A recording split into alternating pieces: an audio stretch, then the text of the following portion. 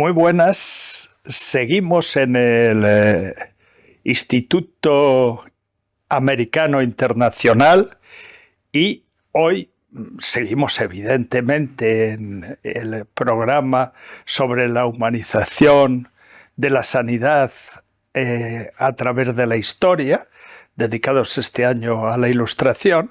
y hoy vamos a hablar de la medicina. Es decir, ya dije el primer día, como íbamos hablando de las diferentes evoluciones que había habido en los ámbitos de la ciencia, y luego era un historiador de la medicina o un historiador de la ciencia el que resumía cómo era la medicina durante el periodo. Para hacer esto contamos con un invitado excepcional, que es excepcional desde el punto de vista intelectual, pero que ha colaborado en varias ocasiones con la Fundación de Ciencias de la Salud, por lo cual pues su presentación la haré de manera muy sucinta para no repetirla. Don José Luis Barona es catedrático de Historia de la Ciencia en la Universidad de Valencia. En la Universidad de Valencia ha ocupado muy diversos puestos. Ha sido director del Departamento de Historia de la Ciencia, ha sido vicerrector, ha sido director de la Universidad de Verano de Gandía. Ha tenido una actividad, y tiene, porque siguen activos, ¿no? Como algunos de nosotros, tiene una actividad muy importante desde el punto de vista universitario. Tal vez es el historiador de la ciencia con mayor proyección internacional de todos nosotros. Ha trabajado en instituciones extranjeras, en Alemania, en Oxford, ha trabajado en los Estados Unidos de América, y en la actualidad está trabajando durante varios meses al año en una universidad de Japón, exactamente en la Kumamoto, si no me equivoco. Muy bien. Ha sido investigador Salvador de Madariaga en el Instituto de la Universidad Europea de Florencia, que es un centro que es un privilegio trabajar en él, y también ha sido traductor en la Organización Mundial de la Salud. Tiene una proyección intelectual muy importante, vuelvo a repetir. Ha hecho actividades de difusión en diversos periódicos, desde El País, Le Monde Diplomatique, y revistas culturales como La Postdata, y en la actualidad ha escrito pues un manual de historia de la medicina en el cual está incluido pues muchos profesores de historia de la medicina y de historia de la ciencia españoles, que va a ser traducido al inglés, lo cual pues es una cosa que creo que es la primera vez que sucede. Aparte de esto, como buen hombre poliédrico que es novelista y poeta. Entonces, estamos ante un humanista en su totalidad, que es investigador, pero también es literato. Por lo tanto, pues para mí es un placer y un orgullo que hoy nos hable él de la medicina durante la Ilustración. Cuando quieras,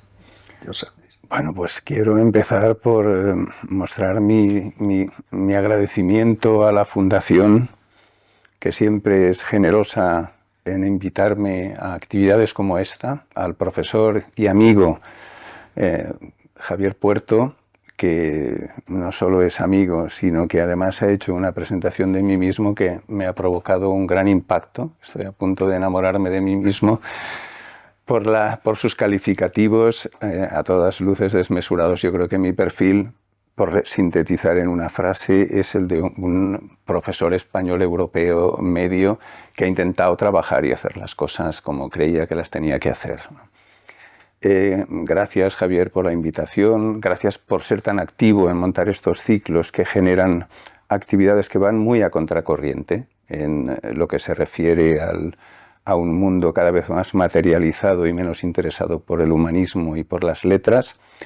Y vamos a intentar poner el granito de arena hablando hoy de la Ilustración. Insisto en mi agradecimiento a la Fundación y a su bien hacer en la organización y en todas las publicaciones y actividades. Hablar de la medicina durante la Ilustración es hablar de el saber médico, de las prácticas clínicas, de los grandes retos que tiene o que tuvo la medicina en una etapa en la que podemos coincidir que es el punto de partida o el principal referente de lo que conocemos como modernidad. La definición y el proyecto de modernización, de secularización, de confianza en la ciencia y en la tecnología como instrumentos de bienestar y de transformación tienen su origen, podemos pensar que quizá demasiado optimista, pero intelectualmente fundamentado desde la filosofía y desde la ciencia en la Ilustración, y a eso me voy a referir concretamente en aspectos específicos del saber médico y de la medicina en esa época, los principales retos. El esquema de esta charla va a ser el que se ve ahora mismo en la diapositiva, el intento de crear sistemas médicos o de medicina, de organizar el conocimiento en torno a la enfermedad y a las enfermedades y clasificarlas de una manera racional y empírica, el impacto, digamos, de las nuevas políticas de carácter social y sanitario bajo el nombre de policía médica o higiene social, y cómo eso influyó en una reorganización y una modernización de toda la trama asistencial de atención a los pacientes durante el siglo XVIII. Finalmente me referiré brevemente a una gran aportación española en este caso, que es la expedición filantrópica de la vacuna. Bueno, pues ¿qué es la Ilustración? Creo que hay otros compañeros y otros referentes que han dedicado su charla y su análisis a contestar a esta pregunta, pero me interesa retomar algunos aspectos concretos en lo que se refiere a la dimensión social, sociopolítica por una parte e intelectual por otra. Es decir, Ilustración es decir la filosofía de la modernidad, pero es decir también la Revolución Francesa y la Revolución y las nuevas constituciones americanas. Es hablar también de movimientos del final de un modelo de sociedad del antiguo régimen y el punto de partida de las nuevas sociedades liberales democráticas desde el siglo XIX. Por tanto, todo ello conlleva cambios intelectuales, cambios sociales y políticos, pero al mismo tiempo también, y de una manera muy nuclear, la conciencia de que ese proceso o ese proyecto de transformación tiene un entorno, tiene un contexto que básicamente se articula en torno a la capacidad del conocimiento humano. Aquí quizá la física de Newton y su impacto tiene mucho que ver en el conocimiento sobre la naturaleza, las leyes naturales, y cómo eso nos va a permitir vivir mejor y ser más felices. Es decir, un optimismo científico y científico-técnico que lanzan un proyecto intelectual de enormes dimensiones. En el caso de lo que nos ocupa hoy de la medicina, es importante tener en cuenta que el siglo XVIII se inicia, por tanto la Ilustración, en una situación de crisis de la medicina antigua, de la medicina clásica, de la medicina hipocrático-galénica, que partía de unas concepciones del cuerpo humano, del organismo, de carácter humoralista, basada en una especulación antigua,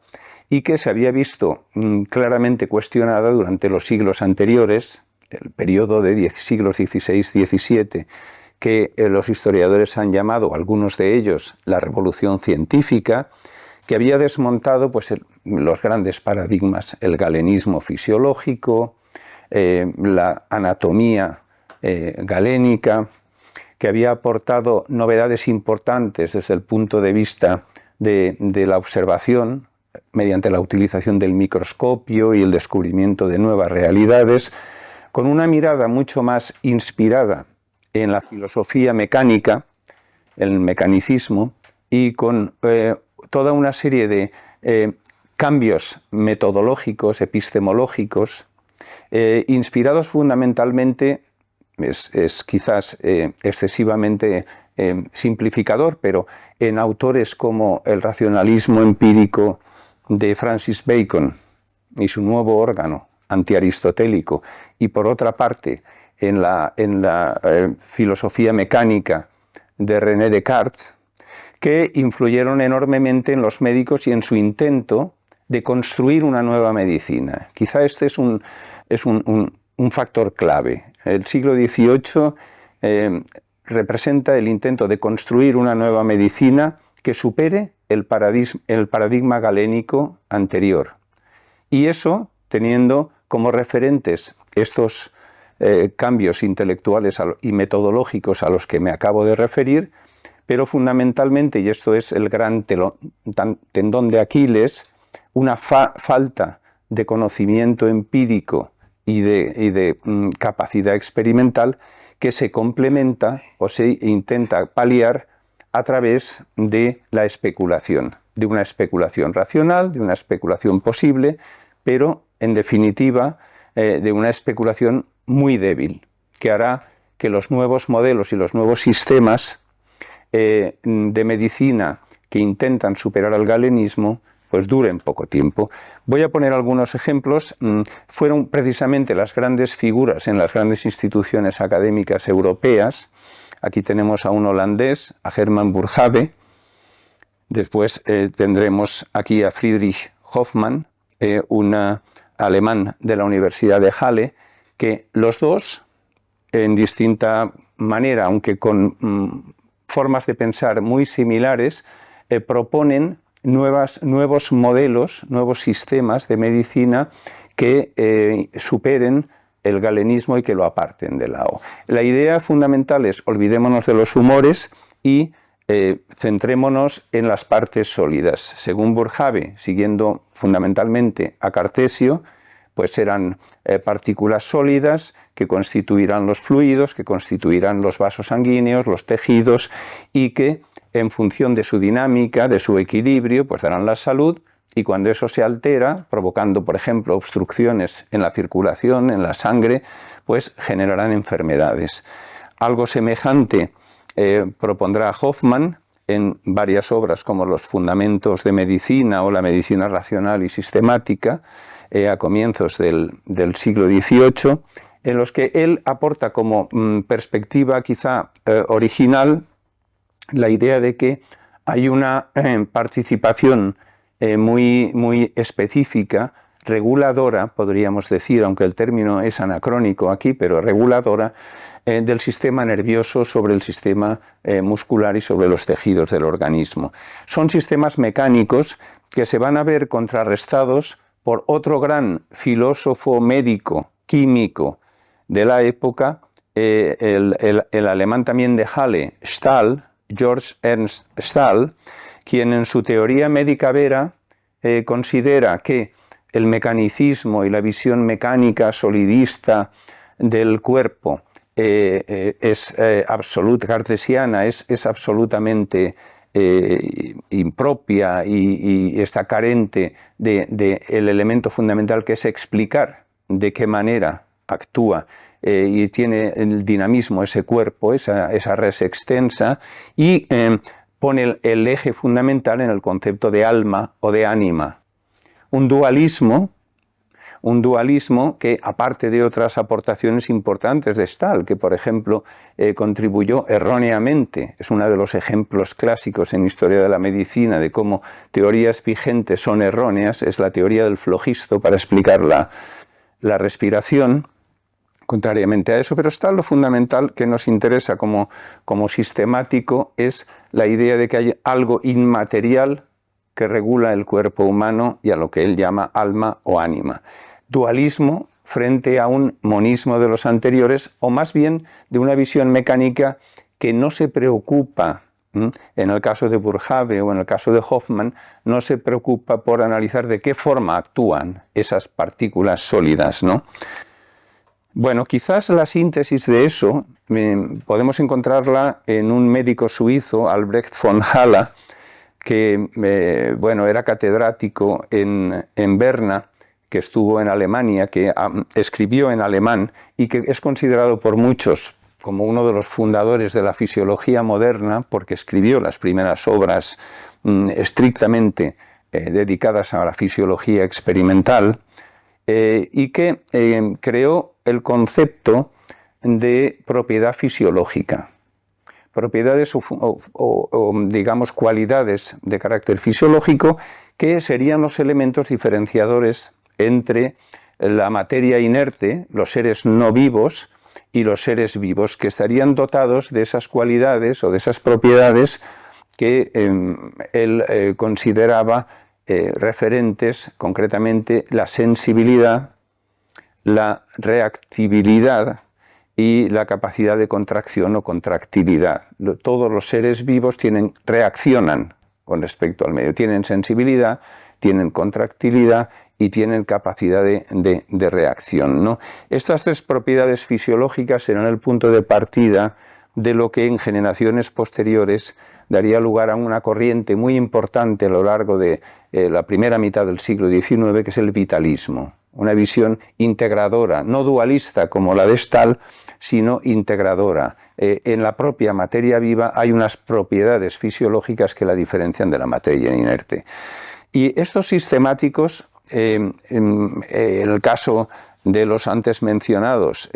más o menos la visión siempre es mecánica o mecánica dualista junto con el animismo, tienen el contrapunto en la obra de Haller y en otras de otros autores británicos, en este caso como los escoceses William Cullen, que en sus instituciones médicas, o John Brown, pues hablan para explicar la salud y la enfermedad, de poner el énfasis en el sistema nervioso, por ejemplo, y en la excitabilidad. El caso de Brown, por sintetizar su doctrina, él cree que la enfermedad es la consecuencia o de un exceso o de un defecto de gasto excitable, de excitabilidad en el cuerpo. Él lo que llamaba, y el término nos es familiar en español, ascenia, falta de por exceso de consumo, o escenia, que es un exceso de irritabilidad. El estreñimiento sería escenia,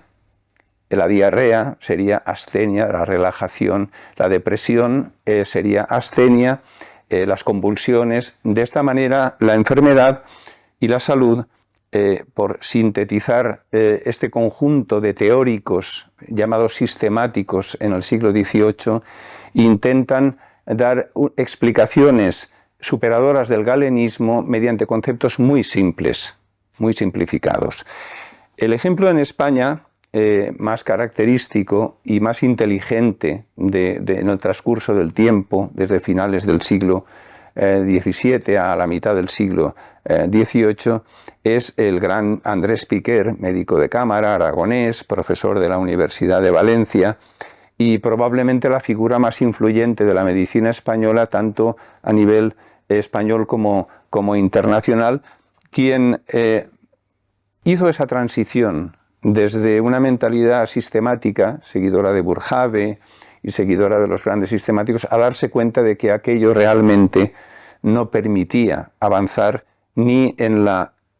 teoría médica, ni en las concepciones, ni en la praxis, en la efectividad contra las enfermedades, porque digamos que el acúmulo de información y el cambio de mentalidad que se había producido desde el siglo XVI con respecto al galenismo antiguo era de tal magnitud que era imposible entender y ordenar todo aquel conocimiento. Él escribió muchísimas obras, pero en la medicina antigua y nueva, Medicina Vetus et Nova, precisamente mediados del siglo XVIII, explica y lleva a cabo esa transición a la que me acabo de referir, ¿no? Claro, en ese contexto nos encontramos con que frente a los sistemáticos que intentan crear sistemas alternativos y superadores del galenismo, nos encontramos a una serie de autores que centran su mentalidad en la idea de vamos a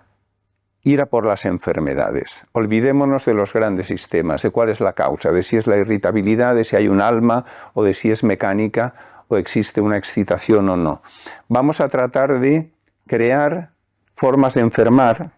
mediante esta mentalidad filosófica empírica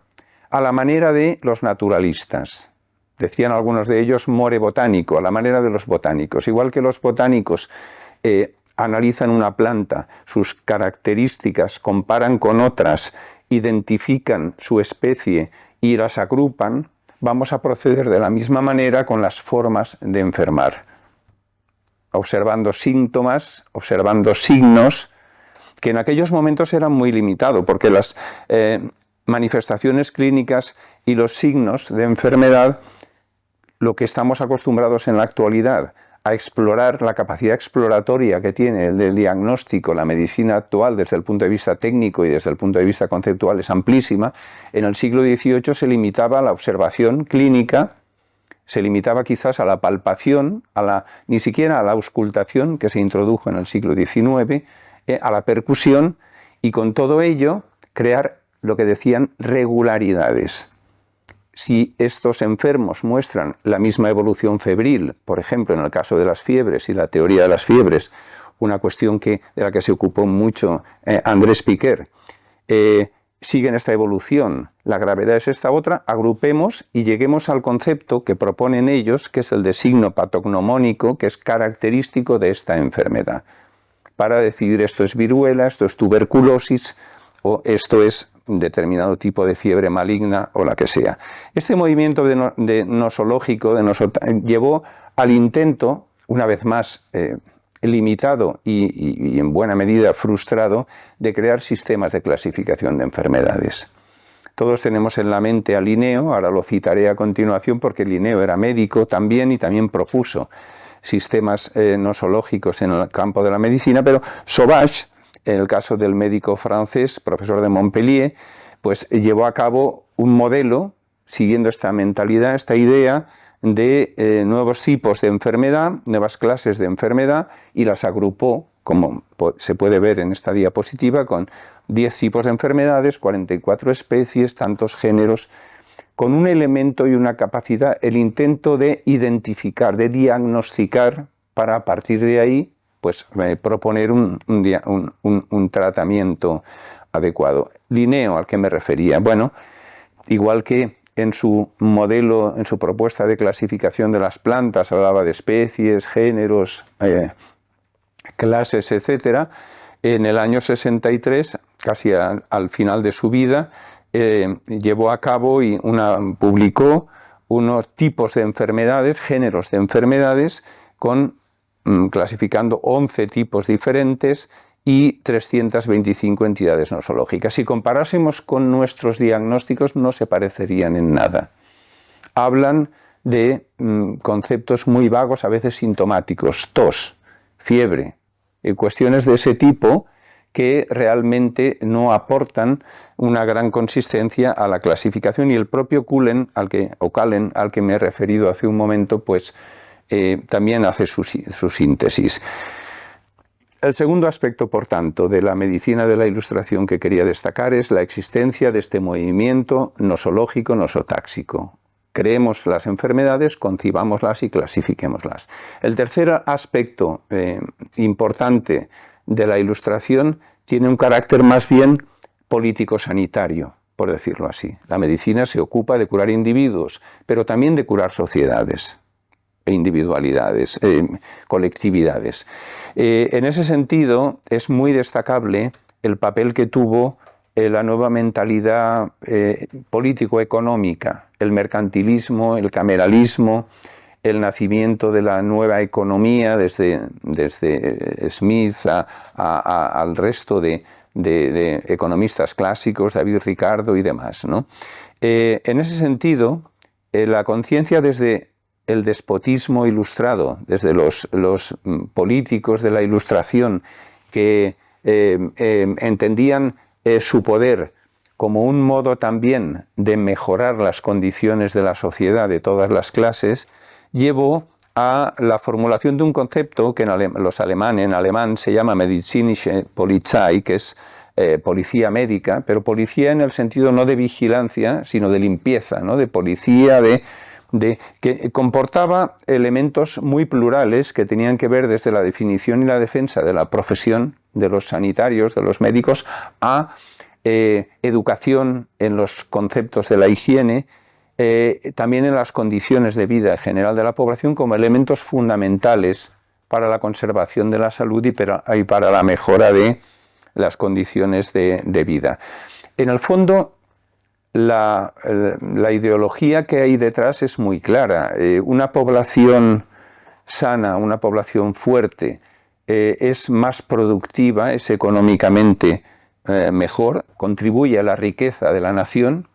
y al mismo tiempo crea menos conflictos de carácter social. De forma que la pobreza, la marginalidad, las malas condiciones de vida generan gasto, generan conflicto y generan mala producción. Con esa mentalidad del mercantilismo, esta medizinische Polizei, esta policía médica de mediados, segunda mitad del siglo XVIII, tuvo como principal representante por una serie de publicaciones y porque directamente su trabajo fue aplicado en el Imperio Austrohúngaro en términos prácticos, a Johann Peter Frank, que escribió un sistema de policía médica muy famoso. El impacto en otros países como Alemania, Austria, Italia fue muy grande. También en el resto de Europa, incluido España, quizá un poco más tarde, a comienzos del siglo XIX, con los liberales y sobre todo aquellos que se exiliaron al Reino Unido. Pero en Francia y en Reino Unido la evolución fue diferente porque el contexto y el punto de partida, con una tradición claramente distinta, llevó a propuestas y a realizaciones diferentes. Por ejemplo, en Francia, como después veremos, el número de instituciones asistenciales, siquiera fueran instituciones de caridad pública, era enormemente grande, cosa que en Alemania no sucedía, y en el Reino Unido había una tradición de estadísticas en general y de estadísticas sanitarias en particular desde el siglo XVII muy potente, que aportaba información sobre las condiciones de vida, de salubridad, sobre la mortalidad de la población. Los ejemplos clásicos son el de John Graunt, que ya en 1662 pues, publica unas observaciones sobre la mortalidad en el país, en el Reino Unido, o William Petty a finales del siglo XVII. Todo ello sirve para que el cuáquero John Bellers calcula, por ejemplo, como síntesis de lo que explicaba yo hace un momento, que en el Reino Unido se perdían unas 100.000 personas al año por falta de asistencia, de cuidado.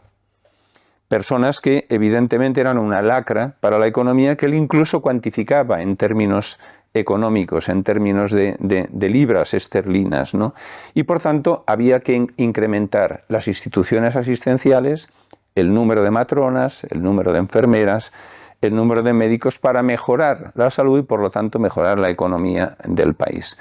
Y esto nos lleva al siguiente apartado, que es el cambio fundamental que en la Ilustración se produce en la asistencia. Aquí hay que decir que el caso español es peculiar porque,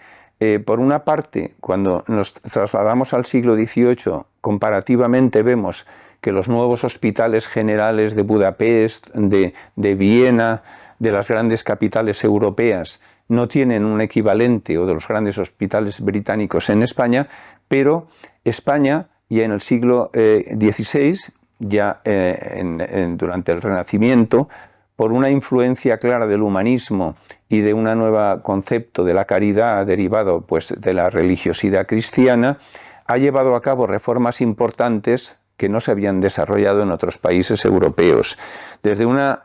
asistencia sociosanitaria a los pobres, la creación de hospitales generales en las grandes capitales españolas hace que en el Renacimiento los viejos antiguos hospitales parroquiales que en todas las ciudades había, asociados a la asistencia espiritual y corporal que se daba a los pobres, a los digamos vagabundos, a los niños abandonados en las viejas parroquias, se laicizaran hasta cierto punto y fuera precisamente en los municipios quienes atendieran en esos hospitales generales muy dedicados específicamente a los pobres. Este concepto no varía gran cosa a lo largo del siglo XVIII en España, hasta entrado el siglo XIX menos se transforma, mientras que en otros países de Europa Central, incluido el Reino Unido, Francia y sobre todo la zona de habla germánica, daría lugar a nuevas instituciones con una mentalidad más acorde con la Ilustración, con esa idea de atender no solamente a la clase media, a la burguesía o a las clases altas desde la medicina, sino también a las clases más desfavorecidas, a los pobres y a los emigrantes y a aquellos que no tenían trabajo, con el fin de mejorar las condiciones de vida. En el Reino Unido, por ejemplo, nos encontramos que a principios del siglo XVIII había solamente 5 hospitales en torno a Londres. Después empiezan a aparecer lo que ellos llaman General Infirmaries, que sobre todo la de Edimburgo, la Enfermería Real y otras, hace que se vayan ampliando como estrategia política y atendiendo a centenares de miles y a decenas de miles de pacientes cada año. Lo mismo sucede en Francia, donde hay una evolución de los Hôtel-Dieu, que serían equivalentes a los hospitales parroquiales españoles y que generan otro tipo de instituciones como consecuencia de la Revolución Francesa, intentando pues, dar asistencia sobre todo a las clases bajas y más desfavorecidas. En el Imperio Austrohúngaro, en Austria, o en Austria-Hungría, José II inauguró en 1784 un nuevo hospital, un hospital general, un Allgemeine Krankenhaus, que disponía de 2000 camas en la ciudad de Viena y algo parecido en Budapest. Esto es inédito y sirvió de punto de referencia pues, para los Países Bajos. Ya digo, Reino Unido llevaba una dinámica distinta y lo mismo que Francia. Pero estos hospitales me interesa subrayarlo porque se conciben desde la perspectiva de mejora, no ya de la asistencia para mejorar la calidad de vida y la salud de la población, también desde el punto de vista de una nueva medicina que intenta en el hospital estar al lado de la cama del paciente para obtener más información y para mejorar el conocimiento del médico. En el hospital general se introducen nuevas técnicas de exploración con la ENEC, la auscultación y sus diversos modos o diversos instrumentos. Es decir, podemos decir que el siglo XVIII empuja, da pie a una medicina clínica de carácter hospitalario, observacional, basada en el signo anatomopatológico de observación, que es muy importante y que intenta dar datos e información a esos nosólogos, a esos nuevos médicos que intentan crear sistemas de clasificación y de organización de las enfermedades. Una nueva medicina hospitalaria que asociamos a Centro Europa, pero también a la Francia post-revolucionaria, después de la Revolución Francesa. Bien, y en el fondo, ¿cómo estaba la sociedad española? Para ir entrando en el final de mi presentación, pues la sociedad española y la sociedad europea en general. Hay que decir que la viruela era un problema tradicional desde la antigüedad, se conocen casos, pero si bien las epidemias de peste, recordemos la peste negra de mediados del siglo XIV o las epidemias del siglo XVII en Marsella, habían generado todo tipo de reacciones de prevención y de impotencia frente a la mortalidad tan elevada. En el siglo XVIII el principal verdugo es la viruela. La viruela que tiene manifestaciones tanto en el ganado, la cowpox, la smallpox que afecta a los humanos y que provocaba no solamente grandes epidemias y grandes pandemias, sino que tenía unos niveles de morbilidad muy elevados en todos los países europeos. Pues se calcula que en el Reino Unido en torno a 200.000 personas al año fallecían por viruela de manera endémica en las grandes capitales, con picos y ascensos de mortalidad en determinados momentos de carácter epidémico, pero con unos índices de morbilidad y de mortalidad muy elevados. Y lo mismo en Londres, 30.000 muertes aproximadamente al año, en París, perdón, de manera que los indicadores hacen que fuera un problema sanitario de primera magnitud, una enfermedad además que no tenía una expansión, digamos, condicionada por el nivel social, que igual afectaba al monarca que afectaba al vagabundo. Estas enfermedades que preocupaban grandemente fueron objeto, claro, la viruela, de atención por parte de los médicos en particular, pero también de las academias de medicina y por parte de las grandes instituciones generales. Y ahí es donde, digamos que España aportó, o la corona española, una novedad importante con la expedición de la vacuna que pretendió llevar a todo el mundo el nuevo descubrimiento. Un ejemplo del optimismo al que me refería al principio, no del optimismo en la ciencia, del optimismo en el conocimiento y en la tecnología. La evolución es muy rápidamente, digamos que, vuelvo a la diapositiva anterior, no había manera de hacer frente, salvo ciertas técnicas empíricas que en Europa se habían desarrollado de una manera ocasional y muy controvertida, de variolización previa al descubrimiento de la vacuna. La variolización consistía en diluir las lesiones que provoca la viruela, esas costras, esas pústulas, esas lesiones cutáneas, machacándolas, diluyéndolas en líquido y o bien escarificándolas en la piel o bien inyectándolas subcutáneamente, de manera que provocaban una reacción controlada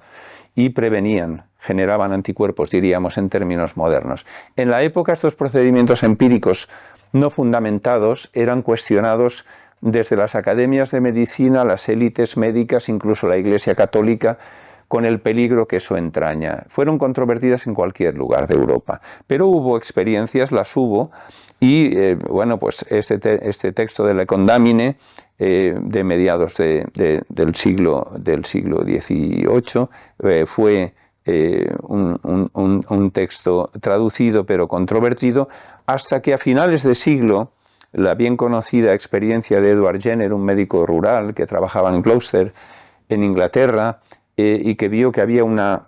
especie de inmunidad cruzada entre quienes habían padecido la viruela vacuna, aquellos que trabajaban con el ganado y no padecían la viruela humana, pues le llevó a pensar que se podía establecer ahí una comparación y una forma de obtener linfa para, diríamos, vacunar, es decir, introducir inmunidad en los nuevos organismos. Publicó en 1796 este informe sobre las causas y efectos de la viruela y de la vacuna, y automáticamente esto se expandió por toda Europa. El texto de Moreau se tradujo al castellano. Antes me refería a Andrés Piquer en varias ocasiones. Andrés Piquer impulsó y favoreció, y fue Francisco Javier Balmis quien tradujo este texto sobre la vacuna, explicando la técnica en sí misma. La técnica de vacunación en España, de una manera paulatina y menos controvertida, se expandió, entre otras razones, porque la Real Academia de Medicina Española se mostró a favor, y porque también la familia real de Carlos IV pues fue vacunada porque padeció la enfermedad con éxito. Y esto le dio un cierto prestigio a nivel nacional, y promovió que las resistencias por parte de la población y por parte de las élites pues quedaran de alguna manera solapadas. Y ahí es donde interviene nuestro Francisco Javier Balmis, cirujano real, cirujano que había estado en México, que conocía la situación en Latinoamérica, los problemas, y que desde el principio a favor y entusiasmado con las posibilidades que abría la vacuna, entre otros, y con la ayuda de la Real Academia y de la realeza, pues promovió la famosa expedición real filantrópica para difundir el experimento a todo el mundo, algo realmente difícil desde el punto de vista técnico, porque igual que en las guerras del siglo XX ha sido complicado las transfusiones sanguíneas por la conservación de la sangre, en este caso pasaba exactamente lo mismo. Obtener linfa vacunal era posible, pero preservarla no. Y entonces, bueno, la cuestión de la real expedición de la vacuna probablemente sería un ensayo clínico inaceptable en términos éticos o morales en nuestros días, porque consistió fundamentalmente en La Coruña, a partir de la inclusa, de 22 niños que estaban ingresados y de Isabel Zendal, que era la directora del lugar, pues llevarlos en el barco, en los dos barcos, en la expedición, para que sirvieran de transmisores brazo a brazo de la linfa que iban produciendo, intentando crear en las diversas ciudades y países de América Latina inicialmente pues lugares, comités, comisiones de vacuna, para que desde allí se fueran difundiendo y hacer frente de manera a la enfermedad. La expedición fue una verdadera locura, fue una locura encantadora que se podría contar en el cine y que se ha hecho en términos epopélicos, que seguramente si lo miramos desde el punto de vista de la eficacia, pues no lo fue tanto, pero sí en cuanto a la capacidad humana de comprender, de actuar y de difundir. El concepto de salud global que nos ha traído y que ha reforzado tanto la epidemia actual de COVID, o recientemente pasada, de COVID-19, nos lleva a esta cuestión. La salud es algo que afecta a todo el mundo y que se tiene que globalizar en su concepto. Pues quizá en este sentido creo que la expedición de Balmis es un hito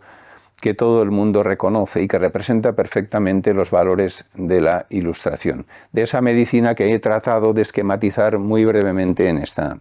pequeña charla. Muchas gracias por vuestra atención. Muchísimas gracias, Josep Lluís. Hemos asistido pues a una presentación, desde mi punto de vista,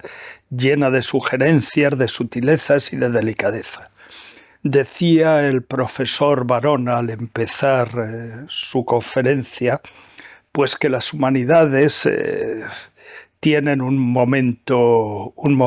malo, y es absolutamente cierto. En la Fundación de Ciencias de la Salud no es que hagamos resistencia, sino que estamos convencidísimos de la utilidad de las humanidades, para cada individuo y para la sociedad. Y por eso persistimos en estas cuestiones. Yo les animo a todos ustedes a que utilicen la inteligencia artificial para preguntar por la conferencia que nos ha dado el doctor Barona, y verán que, aparte de la utilización profusa que hace la inteligencia artificial de la posverdad, es decir, de la invención y de la mentira más llamativa, cosa que es divertida por otra parte, pues estas facilidad de relación de unas cosas con otras, de sutilidad, pues no existe en ningún instrumento tecnológico actual. Decía el profesor Laín, entre otras cosas, que la historia, el estudio de la historia sirve para dar dignidad intelectual y para dar opciones a la originalidad. Sigue siendo exactamente así, y es así en el siglo XVIII y es así en el siglo XX. Con menos optimismo que en el XVIII, debemos de aceptar tranquilamente que los seres humanos mueren, y a veces dice Marcel Camus que no son felices, otras veces sí lo son, pero da una serie de elementos críticos, el estudio de la historia, que pueden producir avance. Por eso, pues, hacemos esta serie de conferencias, por eso intentamos acercarnos a lo que es la humanización, y por eso agradecemos tanto que haya estado hoy con nosotros el profesor Barona, que es un claro ejemplo de lo que acabo de decir.